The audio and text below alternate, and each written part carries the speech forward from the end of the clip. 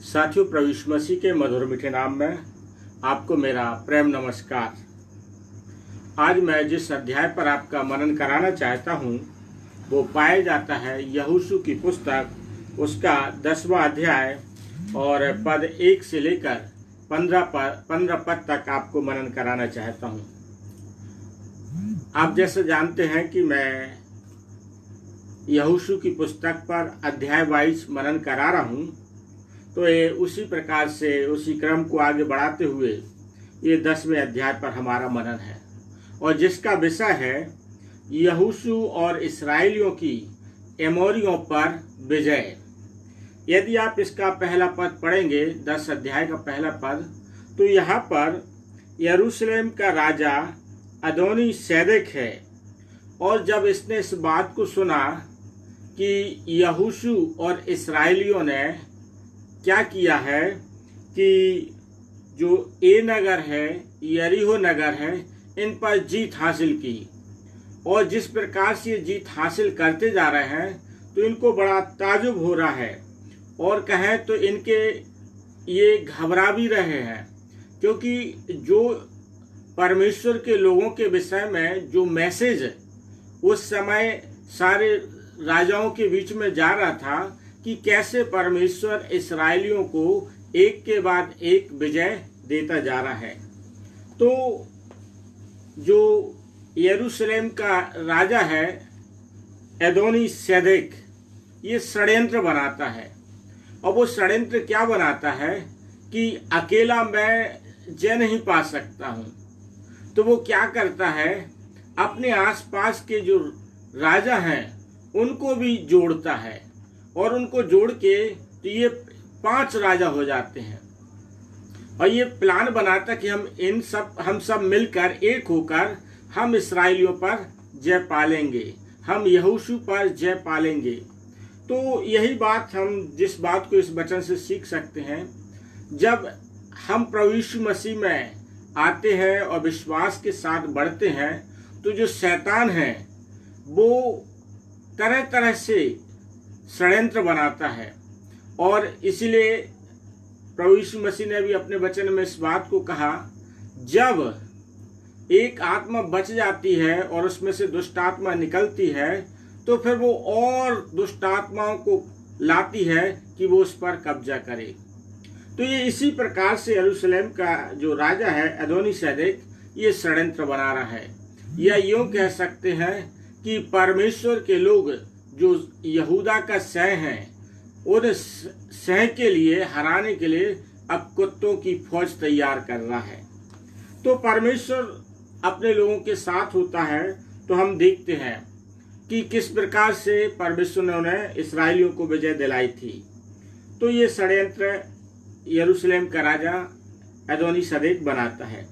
अब बनाता क्यों है षड्यंत्र, तो दूसरे पद में मिलता है, क्योंकि जो गिबोनी है, गिबोनियों ने क्या किया था, यहोशू के पास आकर, इस्राएलियों के पास आकर ये अपनी समझ आकर ये क्या करते हैं, उनसे षड्यंत्र के द्वारा और छल के द्वारा उनसे शपथ ले लेते हैं। और जबकि गिबोनी लोग हैं, जिसके विषय में दूसरा पद में लिखा है, जो गिबोनी लोग हैं वो कैसे लोग थे। गिबोन बड़ा नगर, राजनगर के तुल्य और ए से बड़ा था और उसके सब निवासी सूरवीर थे। तो जब शक्तिशाली जो देश है और जो शक्तिशाली नगर है, इन्होंने क्या कर दिया, इस्राएलियों के सामने अपने आप को मेल कराने के लिए वो उनमें मिल गए। तो इन्हें ये लगता हम तो छोटे छोटे, तो इन्होंने कहा हम सब मिलकर किस पे, इस्राएलियों पर चढ़ाई करेंगे। तो ये इस प्रकार का षड्यंत्र है जो यरूशलेम का राजा है अदोनी सेदेक बनाता है। इसके बाद हम आगे देखते हैं कि ये षड्यंत्र जरूर बनाते हैं, लेकिन ये एक और योजना बनाते हैं कि केवल हम डायरेक्ट इस्राएलियों से नहीं लड़ेंगे। हम किससे लड़ेंगे, हम गिबोनियों से लड़ेंगे जिन्होंने उनकी मदद की है, ताकि अन्य लोग इस बात का मैसेज जाए अन्य राजाओं के उसमें कि जो भी इसराइलियों की सहायता करेगा या जो उनसे मेल करेगा, जो उनके बीच में अपने आप को सरेंडर कर देगा, तो क्या करेगा, पहले हम उससे निपटेंगे, बाद में हम इसराइलियों से निपटेंगे। तो 6वें पद से आप इस बात को देख सकते हैं 11वें पद तक। तो बड़ी एक अच्छी घटना है कि जो यरूशलेम के राजा और अन्य राजा मिलकर गिबोन के निवासियों के सामने गिलगाल में खड़े होते हैं और उनसे लड़ते हैं। तो जो गिबोनी हैं वो यहोशू से सहायता मांगते हैं और परमेश्वर भी कहता है यहोशू से कि तुम्हें उनकी सहायता करना है, क्योंकि यदि आप गिबोनियों के विषय में यदि पिछले अध्याय में पढ़ेंगे पद 9 में, तो गिबोनियों ने इसराइलियों से और यहोशू से छल किया था। और छल क्या किया था कि ये इनके पास आके बोलते हैं हम दूर देश के लोग हैं और हम यहाँ पर आप आए हैं और हमसे बाचा बांध कि आप हमें अपने हम लोगों का घात नहीं करेंगे, हम लोगों को नाश नहीं करेंगे। और यहोशू और इसराइली जो कहना चाहिए पुरनीय थे या प्रधान थे, वो बिना परमेश्वर की सलाह लिए इनके लिए वचन दे देते हैं, इनसे वाचा बांध लेते हैं। तो जिसके कारण से परमेश्वर ने इस बात की जब वाचा बांधी गई इनके साथ कि नाश नहीं करेंगे, तो केवल नाश होने की नहीं वाचा बांधी गई, बल्कि इस बात की भी वाचा है कि अब इनकी देखरेख करना किनकी जवाबदारी है, इसराइलियों की जवाबदारी है। गिबोनियों की सहायता करना किसकी जवाबदारी है, यहोशू की है। और परमेश्वर भी अब इससे बोलता है यहोशू से जा। और 8वें पद में लिखा है और यहोवा ने यहोशू से कहा उनसे मत डर, क्योंकि मैंने उनको तेरे हाथ में कर दिया है, उनमें से एक पुरुष भी तेरे सामने टिक ना सकेगा। परमेश्वर ने कहा जा, और डरने की आवश्यकता नहीं है कि अब वो 5 राजा एक हो गए हैं। परमेश्वर का वचन कहता है वो 5 नहीं 5000 लोग हो जाएं और 5000 लोगों का संगठन हो जाए, क्योंकि यदि परमेश्वर हमारी ओर है तो पौलुस इस बात को कहता है हमें डरने की आवश्यकता नहीं है, क्योंकि यदि परमेश्वर हमारी ओर है तो हमारा विरोधी कौन हो सकता है।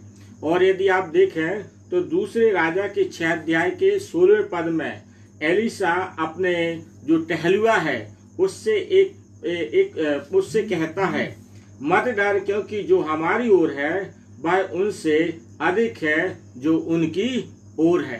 तो परमेश्वर यदि हमारी ओर है तो हमें डरने की आवश्यकता नहीं है। और यही संदेश परमेश्वर यहोशू से कहना चाहता है।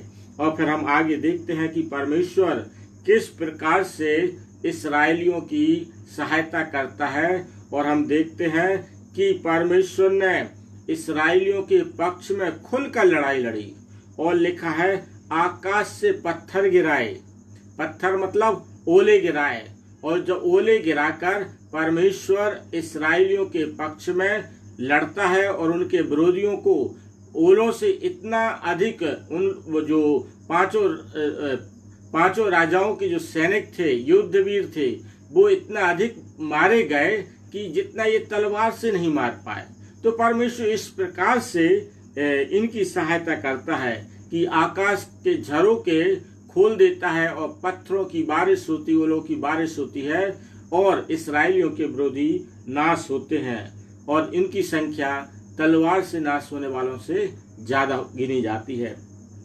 इसके बाद पद 12 से लेकर हम पद 15 तक में एक बात को देखते हैं। यहाँ पर एक बहुत बड़ी घटना है और एक कहना चाहिए विश्व की कहना चाहिए एक ऐसी घटना है जिसके विषय में ये शोध भी होते हैं, जिसके विषय में बड़े साइंटिस्ट रिसर्च करते हैं। क्योंकि जो सूर्य और चंद्रमा का जो ठहर जाना है, यहाँ पर जो घटना पाई जाती है कि यहोशू परमेश्वर से निवेदन करता है तो ये सूर्य और चंद्रमा को ठहरा देते, थम जा। अर्थात जैसे आज की तारीख में आप यह कह सकते हैं, जैसे हमारे देश के प्रधानमंत्री आदरणीय नरेंद्र मोदी जी ने कहा कोरोना वायरस के कारण से कि जो जहां है वहां ठहरा रहे, और यही जो जहां है ठहरा रहे यहोशू ने आज के हजारों साल पहले सूर्य और चंद्रमा से कहा था कि तुम जहां हो वहीं ठहरे रहो, तो सूर्य गिबोन पर और जो चंद्रमा है आइलोन पर ठहरा रहा। और यदि आप देखें तो 4 पहर तक लगभग कोई 4 पहर तक ठहरा रहा, डूबे नहीं। अर्थात जहां हो वहां पर बने रहो। परमेश्वर अपने लोगों की सहायता करने के लिए सूर्य और चंद्रमा को थमा दिया, उन्हें जहां पर है वहीं पर रोक दिया। आप कल्पना कीजिए कि पहली बार घटना है कि परमेश्वर ने सूर्य और चंद्रमा को रोका है। अरे बाइबल में ढेर सारी घटनाएं हैं। परमेश्वर ने जो मनुष्य की सोच समझ और शक्ति से परे है ऐसे कार्यों को किया है। कौन सोच सकता था कि 10 विपत्तियां, जब एक ही देश है, मिस्र देश है, और 10 विपत्ति वहां पर इस्राएलियों पर नहीं, एक विपत्ति से नुकसान नहीं होती है और पूरे मिस्रियों के पूरे परिवारों में हानि होती है। परमेश्वर कभी कौन कल्पना कर सकता है कि समुद्र में से मार्ग निकल सकता है? कभी नहीं कोई कल्पना कर सकता। परमेश्वर मनुष्य की समझ शक्ति से परे कार्य करता है, लाल समुद्र में से भाग निकलता है। कभी इस्राएली कभी कल्पना नहीं कर सकते थे कि जो यरीहो शहरपना है वो नींव से ढह जाएगी, लेकिन परमेश्वर मनुष्य की सोच समझ शक्ति से बढ़कर काम करता है और मनुष्य से कहता है तुम बस खड़े खड़े उद्धार का काम देखो, खड़े खड़े शांत रहकर परमेश्वर की सामर्थ्य को देखो, उसके आश्चर्य कर्म को देखो। हम उसको देखते यरीहो की शहरपना गिर जाती है। और यहाँ पर आकाश से ओलों का गिरना देखते हैं, सूर्य चंद्रमा का ठहरना देखते हैं। इसके बाद ये तो यहोशू के 10 अध्याय तक की घटना है। जब आप आगे पढ़ेंगे तो आगे भी आपको परमेश्वर के ऐसे सामर्थ्य के कार्यों को आपको देखने को मिलेगा कि कैसे परमेश्वर अपने लोगों के साथ खड़ा हो जाता है, कैसे परमेश्वर अपने लोगों की सहायता करता है। कौन कल्पना कर सकता था कि जिस गोलियत के लिए इस्राएली सेना कुछ नहीं कर सकती, उसके सूरवीर कुछ नहीं कर सकते, लेकिन एक छोटा सा दाऊद बालक ही था और वो 5 पत्थर लेता है और एक पत्थर में से गोलियत को मार देता है। हम और भी घटना को देखें। एलिशा के लिए जब चारों तरफ से घेर लिए थे तो उसका जो एलिशा का टहलुआ था वो भयभीत हो गया। तब टहलुआ से ये एलिशा कहता है कि मत डर, क्योंकि जो हमारी ओर है वह उनसे अधिक है जो उनकी ओर है। सोमरोन की घटना आप देख लीजिए कि किस प्रकार से सोमरोन के लिए चारों तरफ से घेर लिया गया था और अरामियों ने घेर लिया था, और जहाँ पर खाने के लाले पड़ गए थे कि गधे की बीट भी है वो बिक रही थी, उसका सिर बिक रहा था, कबूतर की बीट बिक रही थी, और जो माँ है अपने बच्चों को पका के खा रही थी। लेकिन परमेश्वर ने एक झटके में सारी चीज़ों जो सेना को है उनके बीच में हड़कंप पैदा करती और परमेश्वर अपने लोगों को बचाता है। तो बाइबल में ढेर सारी घटना है कि हमारा परमेश्वर हमारे साथ खड़ा रहने के लिए तैयार है। अब मुझे और आपको इस बात को सोचना है कि हम परमेश्वर के साथ खड़े हैं कि नहीं खड़े। यदि आप परमेश्वर के साथ नहीं खड़े हैं तो आपको सोचने की आवश्यकता है, मनन करने की आवश्यकता है कि हमारे पास ऐसा परमेश्वर है जो हर परिस्थिति पर, चाहे प्राकृतिक हो चाहे मनुष्य की बनाई हुई आपदा हो, कोई भी आपदा हो, उन पर विजय दिलाने की गारंटी देता है। वो हमें विजय दिलाता है, हमें जय दिलाता है। हम उस परमेश्वर को अपने साथ रखना सीखें, उस परमेश्वर के अनुसार चलना सीखें, उस परमेश्वर से प्रार्थना करना सीखें, उस परमेश्वर का वचन पढ़ना सीखें, जो परमेश्वर अपने वचन के द्वारा हमें ऐसी घटनाओं को जब हम पढ़ेंगे तो हमारा जो मनोबल है हम और मजबूत होगा, जो विश्वास और मजबूत होगा। लोग बाइबल पढ़ते नहीं हैं। जब आप परमेश्वर के वचन को नहीं पढ़ोगे तो आप याद रखिए आप कैसे विश्वास में मजबूती से आगे बढ़ेंगे।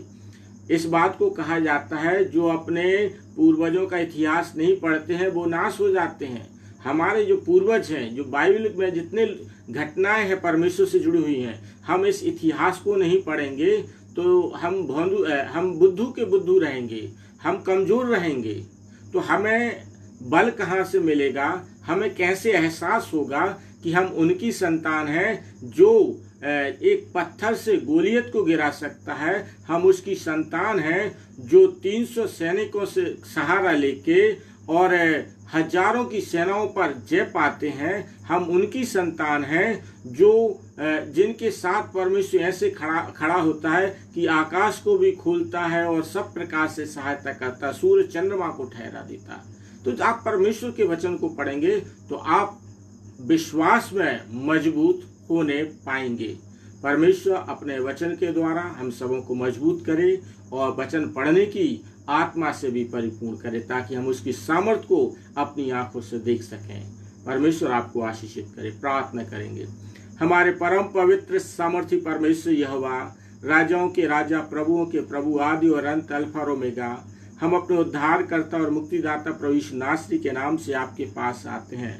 धन्यवाद देते जीवन की तमाम आशीषों के लिए जो आपने हमें दी हैं।